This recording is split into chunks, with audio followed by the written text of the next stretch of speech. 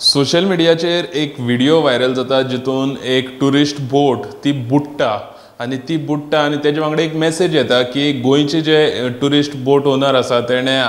एक लालच येवन ती बोट ओवरलोड केली आणि ती बोट खंय तरी दर्यान वचून बुडली असो हो व्हिडिओ सोशल मिडियाचेर ह्या 2 दिसांक खूब व्हायरल जाला आणि हो व्हिडिओ गोंयान सुद्दां असो खूब गोंयकार सुद्दां हो व्हिडिओ शेअर करतात पूण जेन्ना गोवा पुलिसान हेचेर जेन्ना चवकशी केली जाल्यार ही बोट खंय बुडली आनी कितें ही जेन्ना चवकशी केली तेन्ना